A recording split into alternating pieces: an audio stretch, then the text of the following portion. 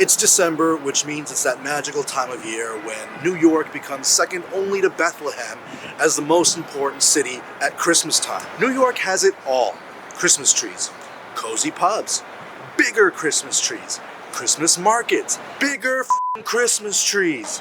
New York is also the setting for all the best Christmas movies. Whether you need A Miracle on 34th Street or that time Kevin got on the wrong flight.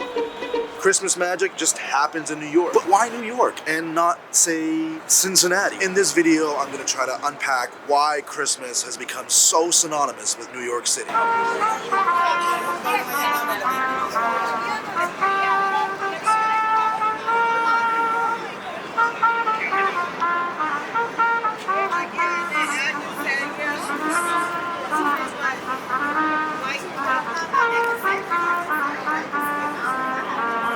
But before we get into the video, I want you guys to acknowledge and appreciate the fact that I had to come to Midtown during Christmas time to shoot this video, so you're welcome. Seeing one off-brand Elmo is pretty special, but two? Oh, only in Midtown, only in New York.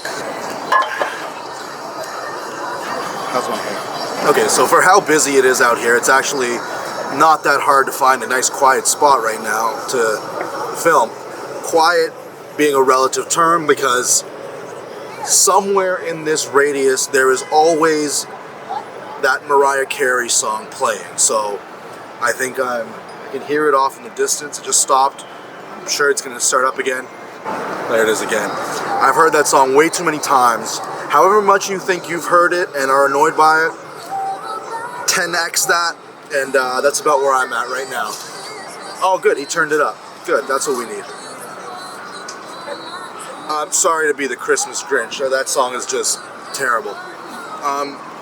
New York, Christmas time. Okay, if you thought that Santa Claus was invented by some Madison Avenue Don Draper type to sell Coca-Cola during the Great Depression, you're wrong.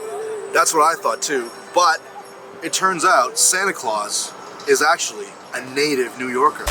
Santa Claus pulled up, come get the loot. It was in 1809 that Washington Irving, one of the first well-known American authors and native New Yorker, declared the Dutch gift-giving saint Sinterklaas as the patron saint of the state of New York, but not before slightly changing his name from Sinterklaas to Santa Claus. Years later, it was Clement Clark Moore, a man whose family not just lived in Chelsea, but owned Chelsea.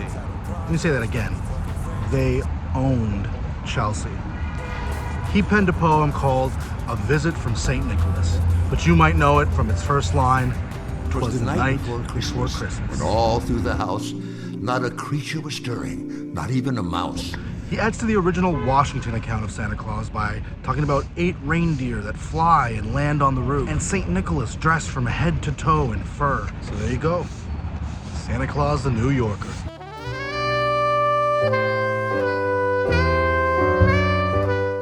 While neither Christmas trees or the idea to light them were invented in New York, it was Murray Hill resident Edward Hibbard Johnson who had the first electronically lit Christmas tree in 1882. The New York Times wrote of the spectacle, "The tree was lighted by electricity, and the children never beheld a brighter tree or one more highly colored than the children of Mr. Johnson when the current was turned." In 1931, workers at the Rockefeller Center erected a 20-foot tree as a symbol of hope during the Great Depression. 2 years later, the tree lighting would become an annual tradition in Midtown, and New Yorkers have been avoiding Midtown ever since.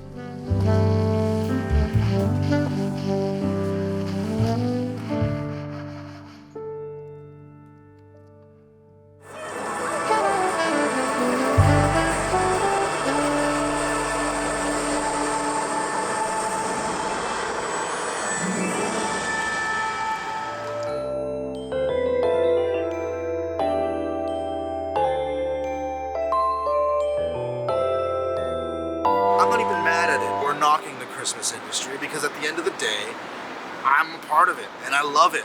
I love decorating my house. I love watching Christmas movies. I love how the city lights up. I love that when you're walking around an area like Midtown where everything's lit up and there's music, people are generally happy.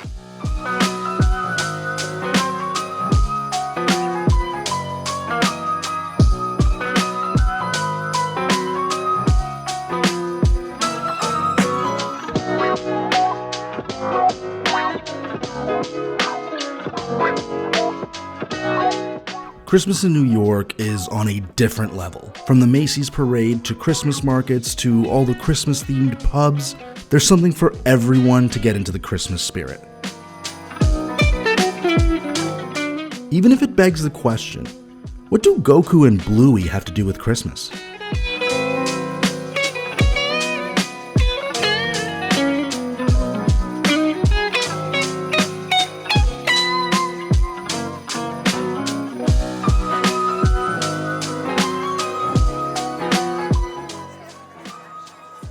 I don't even care that this has nothing to do with Christmas, it just looks delicious.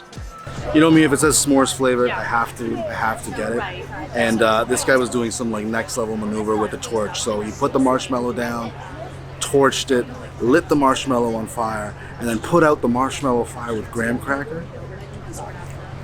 Next level moves.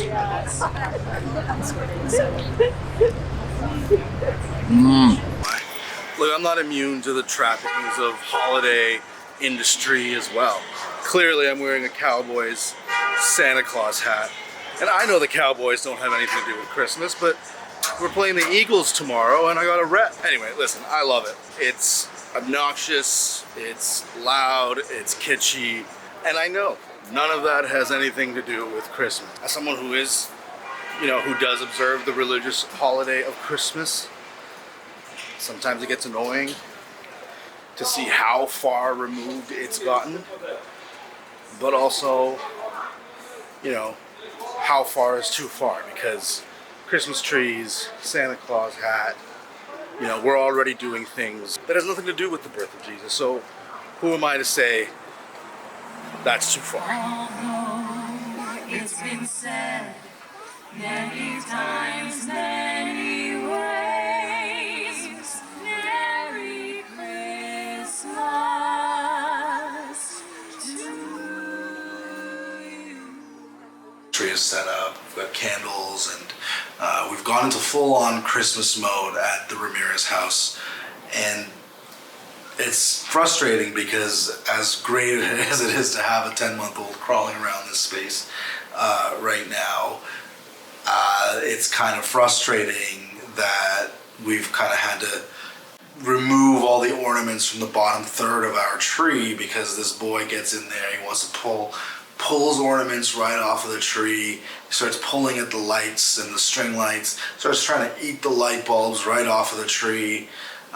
So, I mean, he's a very active and rambunctious kid, and he gets into this stuff here, but, like, it's just looking at this tree, it's just like, look what they did to my tree. And hopefully maybe by next year, he's kind of done the Christmas thing and is less interested in yanking things right off of the tree. So anyway, what's this video about? New York City during Christmas. As cool as it is to sort of be in New York around Christmas time, to sort of walk around the streets and see how far they push New York decor, or how pubs get into the spirit, or how different people enjoy this time of year in New York City, and how people from all over the country and probably some parts of all over the world come down to the city to enjoy different aspects of the Christmas season in New York City.